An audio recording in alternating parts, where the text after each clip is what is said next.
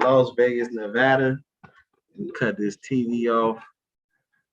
That boy getting paid talking that talk. We don't really got it. We out here in Vegas, as y'all can see, live from the Elara. We out here for the Good If It Goes second annual, business conference. You know what I'm saying? Y'all see DJ, he got the T on. Yeah, check the T, hit me up, some merch. Y'all see me and Mike on here. Yes, sir. And if y'all buy, so the first person to buy a Good If It Goes Jam t-shirt, I'm gonna buy y'all a Vibe Right t-shirt. Shut up, I'm gonna just buy y'all a tee, whichever one y'all want. It's not. So yeah, go ahead, share this, retweet this, all that. We may have some people from the team hopping on too. We out here in Vegas though, so we're gonna be on some hijinks all weekend. You know what I'm saying? So we want to go ahead and get a quick little, little show here. If y'all been missing Good If It Goes Jam, you know what I'm saying? So wanted to get y'all a little quick show. So y'all know how we do. Let me take us a little bit, let some people come in. We're gonna do the little sharing on our social media tonight. And then Katie Ledecky, another gold. 800 meters. USA, USA, USA, USA. Let's go. No comment. Good job, man. He said good. Yeah, she been going at it with girl from wherever else that just like here. So good job. She gonna keep like going too. So in the women's swimming, she had shown me medals. So good. Medal like too. Yeah, man. It's good to see the young athletes doing their thing. We had some young athletes, withdraw from and stuff too. It'd be a lot of pressure. But I know Katie not as young now, since she was much younger as well at a gold medal level. So there's a lot going to that, man, and how you compete with the best people in the world. So I think we got to extend more grace to the young people. But one team I'm not going to extend that much grace to is our USA basketball team. Yeah, the women, they do their thing. You know what I'm saying? Yeah, they're doing trash. I don't know. It's too much talent. You can have like 5 all NBA players, then y'all can't guys that sometimes don't even get on the floor on y'all team. But I watch Evan Fournier cook Jason Tatum. Times in the playoff, Fournier was not even playable, and they cooked the whole team. And I like Evan Fournier. I think he can score, but Boston didn't think he can play, and that dude was not seeing the floor. He going right past his teammate or his ex-teammate, KD, and whoever else.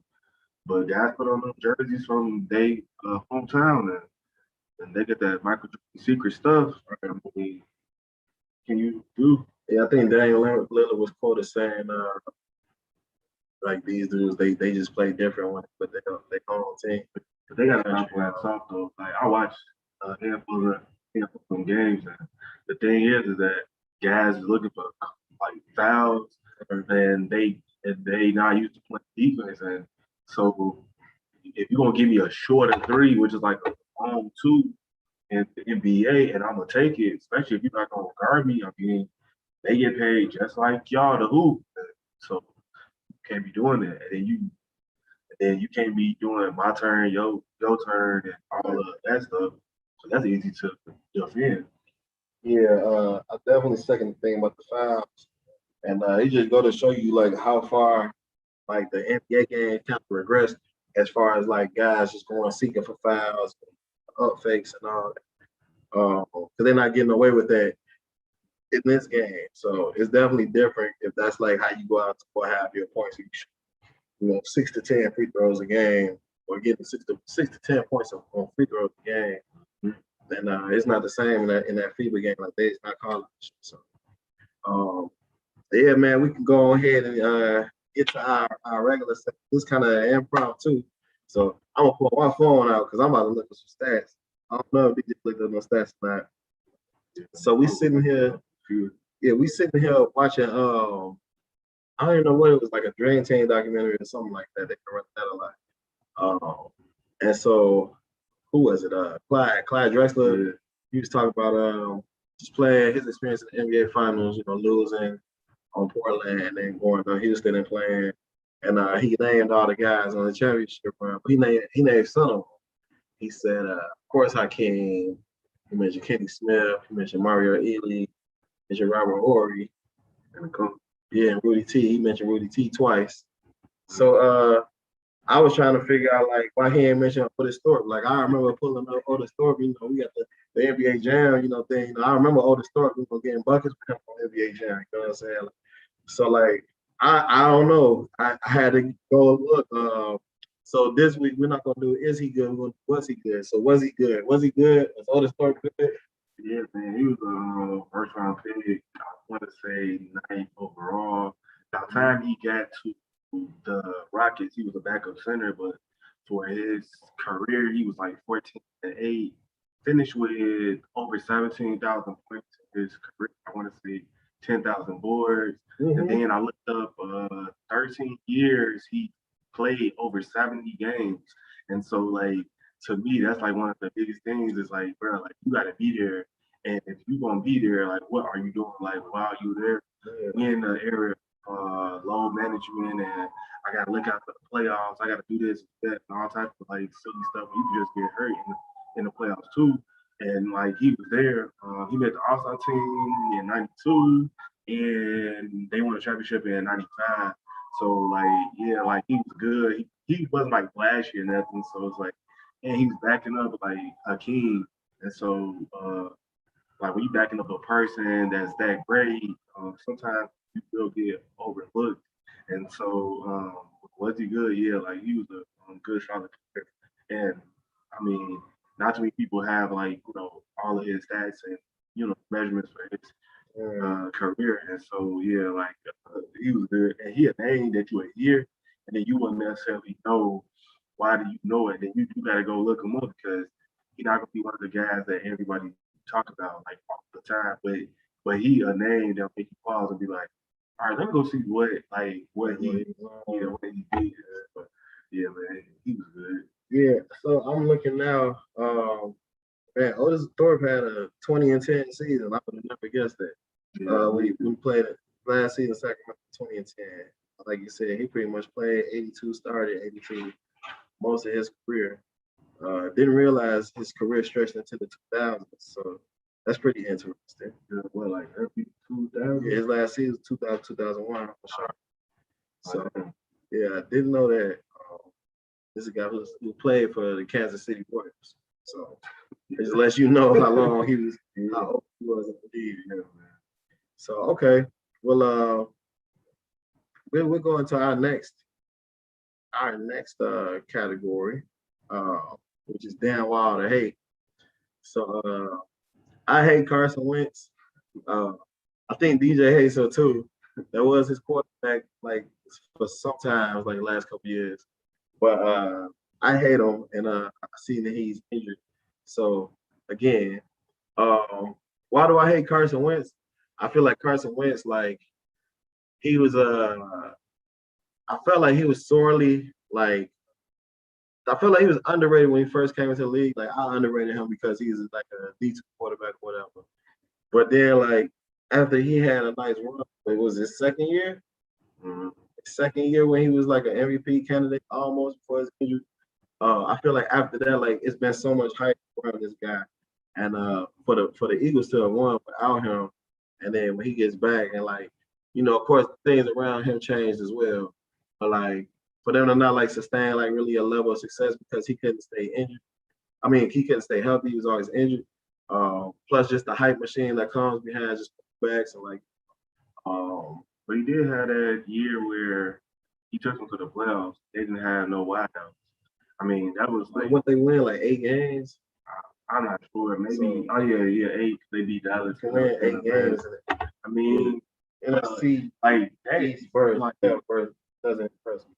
Yeah, I mean, on the grand scheme of things, you expect to go back to be able to like elevate your team to a higher level. But like that Eagles team, man, was like so like injured, and a lot of guys be like packing it in, and so like I was impressed that year more than I was. It's like almost MVP year because he could have just like packed it in. The reason why the hate came is like the last year. It's like you going against what the coach is doing, like they won without you, and then it's like you making audibles, and then you doing all this silly stuff, and it's like, bro, y'all not able to produce, and then you can't stay healthy, and so you haven't really built up this reputation as a guy that can like always get it done. Now, if Aaron Rodgers is changing Matt LaFleur plays, okay, like you just Matt LaFleur, but that's Aaron Rodgers. Like, don't change Doug Peterson plays because that guy got a Super Bowl ring as the head coach, whereas you was like out injured. Right. And so don't change his plays because the Eagles, like pretty much for the last like let's say 10, 12 years, been Andy Reid and then Peterson, and then that was it. And Peterson is the one that got the ring with them, and so like I trust that guy because he has like shown it, and he didn't just beat the bums on the way there. He beat Brady with Brady throwing for 550 some yards, and so like clearly his offense was clicking a lot with back quarterback, and so like you like being wishy washy and not really wanting to commit and all this other little silly stuff. Like that's why the hate. Because what have you really done to like prove that you should be that guy? To other than being drafted second and then you having a really good year before you got hurt. And so like that's really it. I mean, he did bring them to the playoffs with all the scrub, but that's not enough to make me be like, okay, yeah, like all right, we gonna just we gonna just be with this guy. Like that's just it. And so, man, like yeah, like you ought to be talking about the whole D2 thing, and like I'm cool. Like it don't matter where you come from. If you can play, you can play.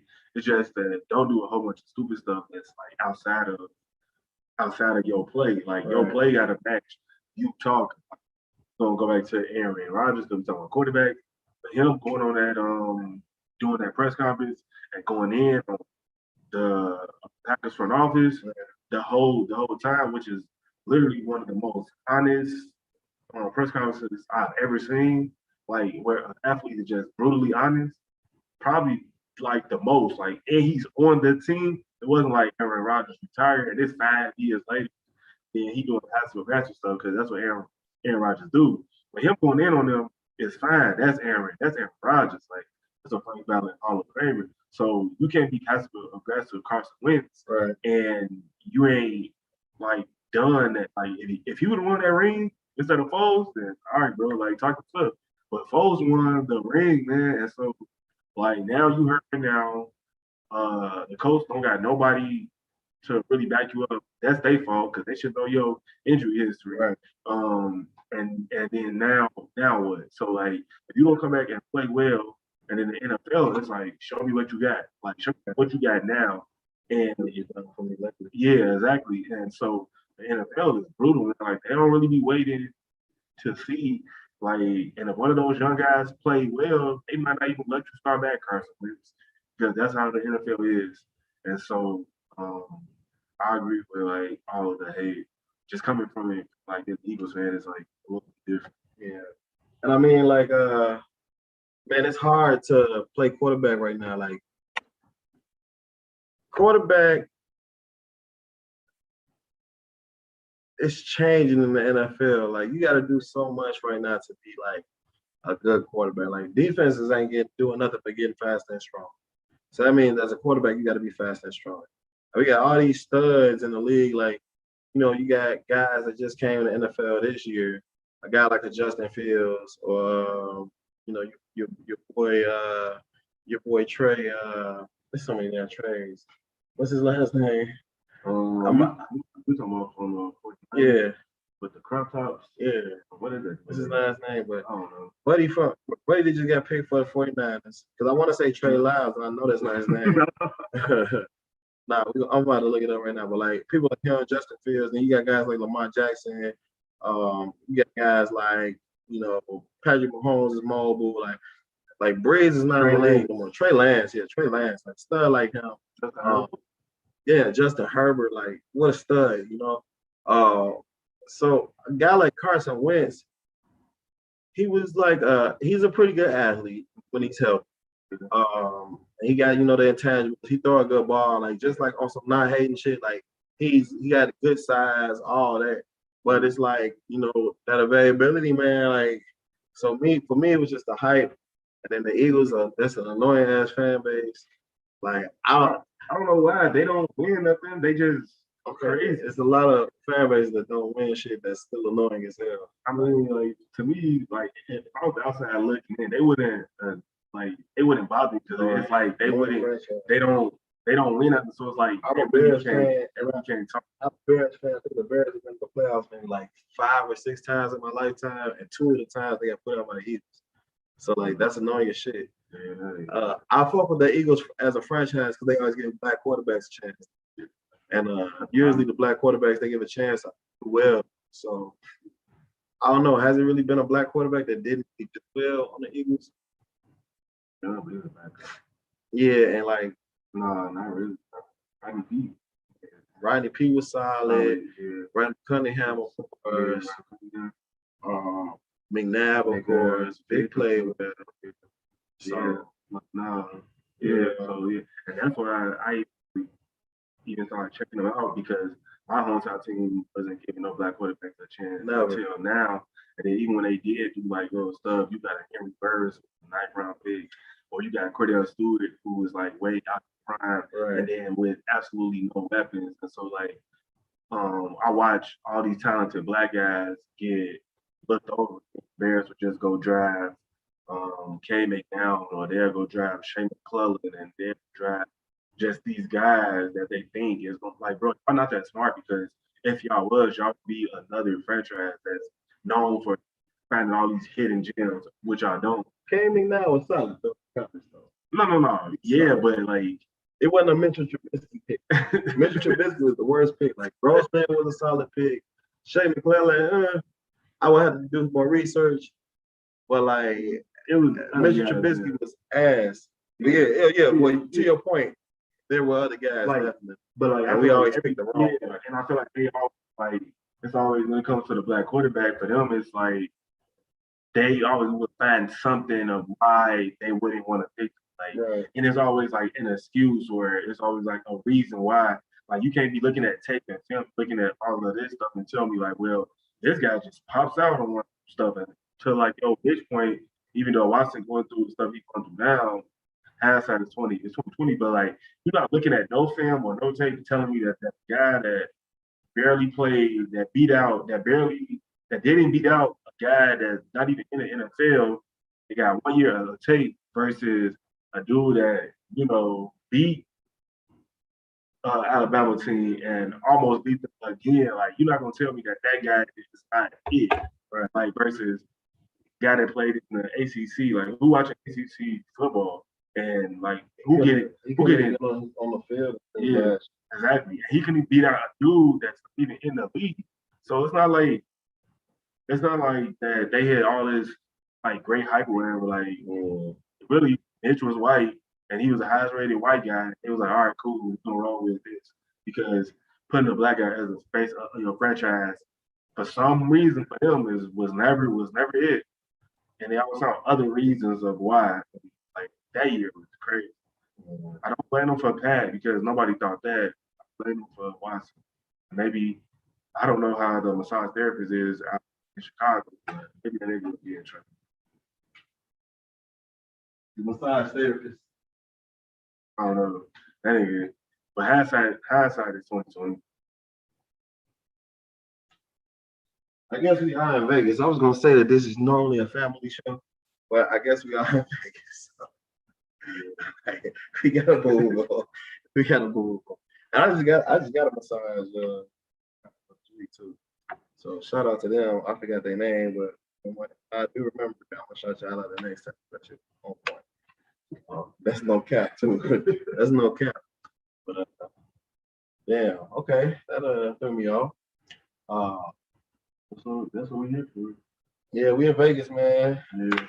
So, all right. So, last segment. Get them out of here. Chicago Cubs. Man, it's just I don't know, like going from like just the beginning of the year to like where it is now. You got a billionaire owner being cheap. I've never seen this where the owner tells the GM, "Yeah, we gonna tear down the team," and then midway through they say, "Oh, never mind, we were just playing," and then you get players, and then they play well until they don't, and then you like, well, now we just need to go to a full rebuild. And then like being a Cubs fan, watching them be good for the past like 7 years, compared to like my whole lifetime of them not being good. Might maybe like 3 years with Sosa. Like Sosa had like them three good years when he had Moses, Alou, Aramis, uh, Clement, Kerry Wood, prior all them. All them guys, that was like a 3 year run.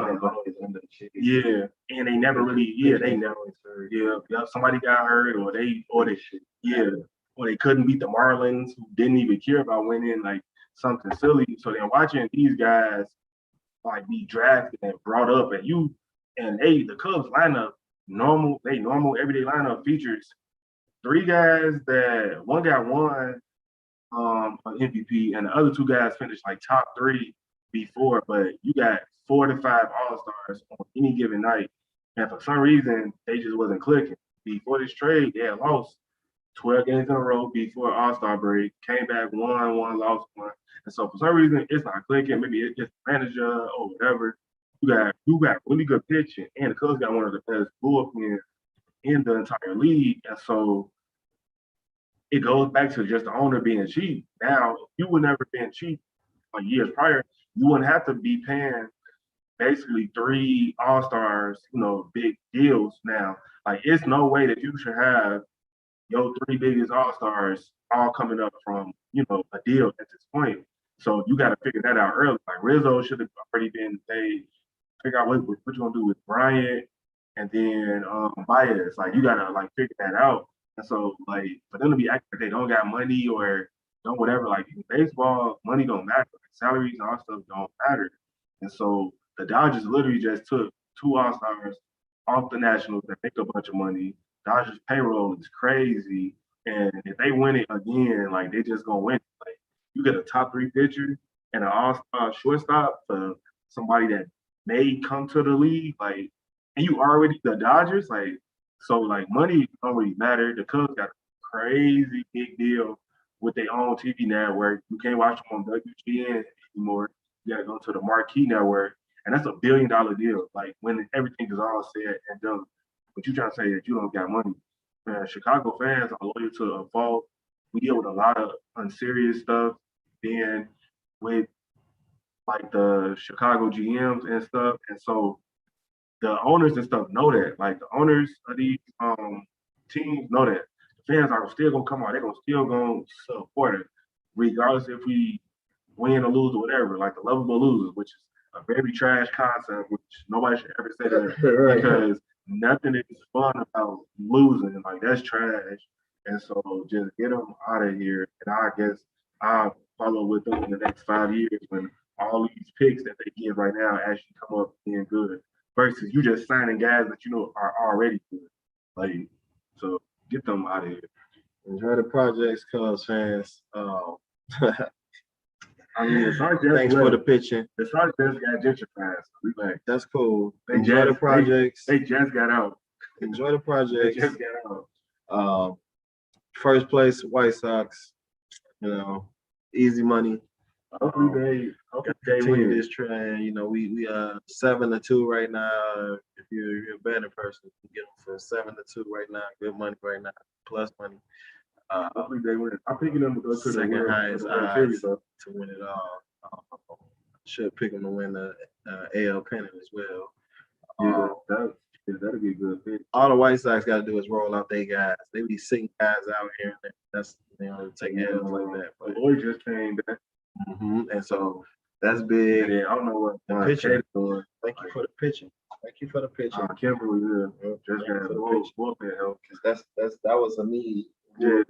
So I talk a little baseball. So I usually like DJ, one of the people who I talk sports with a lot that really know baseball. So like I usually defer to him. I usually only really keep up with baseball like just league wide when the Sox are good. So I'm not like a fair weather fan because I'm around with the Sox regardless. When they suck, there's no reason for me to watch baseball. It's boring as shit. So I'm only gonna watch other teams play if it like affects the Sox. So with that being said, I've been watching all year and I've been enjoying it. I feel like this year's Sox team is like the 2015 Cubs. Like they got the recipe. They might not be the best team on paper or on the field, but they have a type of team that can go on that run, that postseason run. And so not getting that pitching help, man, that really helps. But they got hitting, they got bats. And when they hitting, there's no team better than them. So I just think that Tony La Russa is going to get credit for it, and he's done absolutely nothing. And actually, the only time you have heard his name this year when like when it was something stupid. So like baseball managers, I don't know, like but to me, coaching wise, like they can have a great impact on the game. Like if they pull a guy too early, they don't press the right buttons in the lineup, et cetera, et cetera. But baseball is such a particular sport where them niggas don't be doing nothing. Like they just be in the dugout. They put a uniform, which is cool. And they go sit down and do their C's and whatever. Because Tony La Russa really had no impact on this team other than those young guys on that team really not really messing with him. But winning solves everything. And that's why you ever heard nothing about it. White Sox is a great team, and so he just don't gotta mess it up. But I bet you before the season, he's gonna say something else stupid, or he's not gonna protect his players, which managers are supposed to do. And he's gonna be on that old white guy stuff because he can't help it. He's an old white Trump supporter that has shown his colors in multiple ways. And so I hate to see him get credit. Similar to Frank Vogel last year who sucked, and then Bud this year with the Bucks who's trash. And so guys like that get elevated into being champions or being seen as great really irks me because other guys are not getting opportunities to be great. And then although Tony is a Hall of Fame manager and all that was with the Cardinals and that was prior. Right now, his impact on the Sox to me is not very really nothing. They was good last year. They just reloaded this year, and so they just even better. And you said it yourself, roll them guys out. He not really doing nothing. He not really in there changing the culture or impacting. When the Cubs got Joe Madden, it shifted everything. That was very impactful. It shifted everything because of what he was doing. Constant lineup changes, putting guys in different positions, actually putting guys, actually coaching. And so a lot of managers, if their team is good, they don't really keep doing it because I don't necessarily know what they have to do, but I know there's certain things. But I don't think Tony done that. He should never came back. He retired in 2011. They should have left him. That's a Hall of Fame coach, man. Go ahead on the skipper.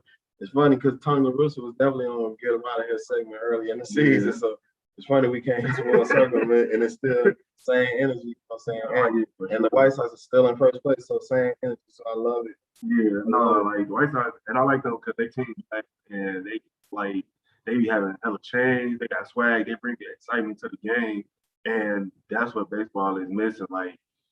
Guys got to be able to show their personalities and skills and be able to do more things to get you a younger audience and get more eyes at the game.